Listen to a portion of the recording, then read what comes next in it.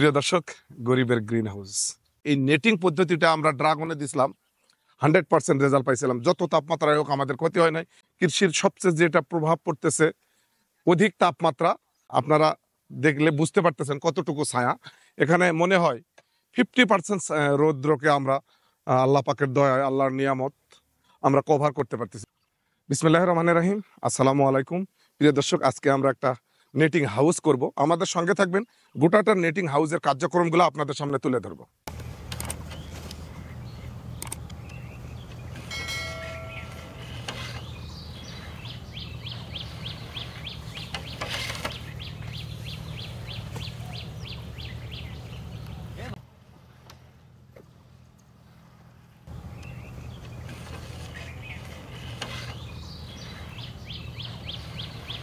প্রিয় দর্শক, গরিবের গ্রিন হাউস আমরা সবসময় আপনাদেরকে কৃষিতে কম খরচ করা যাবে কি করলে। কৃষি আমরা করব, কিন্তু উৎপাদনের চেয়ে খরচ যদি বেশি করি তাহলে কোনো সময় আমরা লাভবান হতে পারবো না। প্রিয় দর্শক, বাংলাদেশের যে বর্তমান তাপমাত্রা, সেই তাপমাত্রাতে যে ফসলগুলো তাপমাত্রা সহ্য করতে পারে না, তার মধ্যে কিন্তু একটা পেঁপা। এত পরিমাণ তাপমাত্রা সহ্য করা পেঁপার পক্ষে সম্ভব হয় না। প্রিয় দর্শক, আমরা আপনারা দেখলে বুঝতে পারতেছেন কতটুকু ছায়া এখানে। মনে হয় 50% রৌদ্রকে আমরা আল্লাহ পাকের দয়ায়, আল্লাহর নিয়ামত আমরা কভার করতে পারতেছি। বর্তমান কৃষির সবচেয়ে যেটা প্রভাব পড়তেছে অধিক তাপমাত্রা। দ্বিতীয়তে যে প্রভাবটা পড়তেছে সেটা হলো অধিকতরে পচন, অর্থাৎ তাপমাত্রা সহ্য না করতে পারলে ব্লাস্ট ধরতেছে। তৃতীয়তে যে সমস্যাটা কৃষিতে হচ্ছে সেটা হলো পোকামাকড়ের উপদ্রব। আমরা কিন্তু তিনটা দিকে এই গ্রিন হাউস সেটাতে পাবো।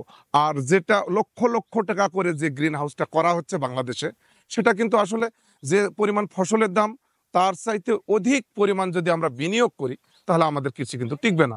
সব সময় আমরা আপনাদেরকে যে তথ্যটা দেই সেটা হলো আমরা খরচ কম করব।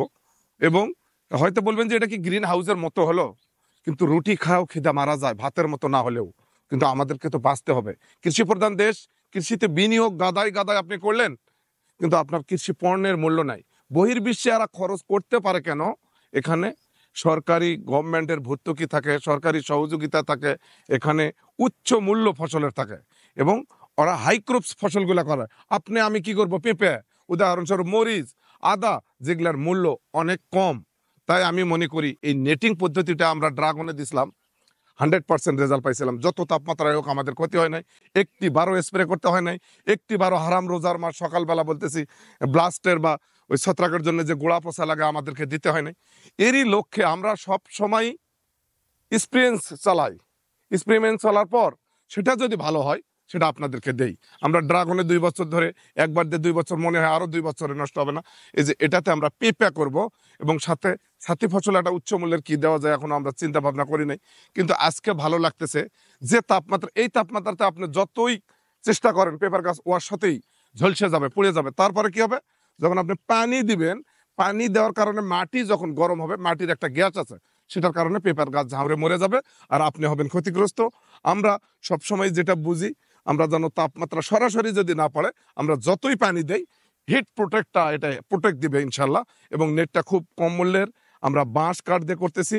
আমাদের এই গ্রিন হাউসের জীবনকাল যদি 4টি বছরও যায় তাহলে আমরা ইনশাল্লাহ কৃষিতে লাভ করব। আমার বিশ্বাস, আমার আল্লাহ আমাদেরকে দিবে। আমাদের সঙ্গে থাকুন, আমরা একটু কাজ করব এখন। আসলে নেটটা সমস্তটা তোলা হলে কি অবস্থা হয় এটা অবশ্যই দেখবেন আমাদের সাথে। এবং এই টেকনোলজি বাংলাদেশের কৃষিতে না করলে আপনি কৃষি করতে পারবেন না, এটা আমার বিশ্বাস। প্রিয় দর্শক, এখানে সবসময় আসলে পর্যবেক্ষণটা, আমরা তো নতুন, যেটা আমাদের ছেলেপেলেরা আর আগেও করছে, এটা বুঝে দিতে হয়, আমাকে নিজেও সাথে থাকতে হয়। আমি দৌড়ের উপর থেকে, হ্যাঁ যাও, ওই পাশেটা টান, হ্যাঁ দেবো। এই মনে আসো এখন, হ্যাঁ আগে দাও, হ্যাঁ এই যে এটাত নাগিছে, এই গিরোটাত নাগিছে। আস্তে করে টান, এই মনে আসো বাবারা,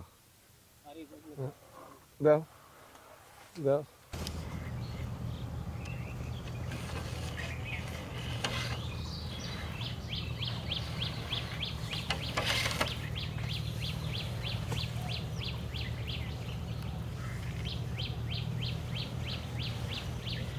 প্রিয় দর্শক, এর আগে এই নেট হাউসের একটা চিত্র দিয়েছিলাম। আসলে এখন আমরা মোটামুটি নেটটাকে তুলে ফেললাম। এখানে অনেক কাজ আছে, সেই কাজগুলো হয়তো ভিডিওর মাধ্যমে দেখা সম্ভব হয় না।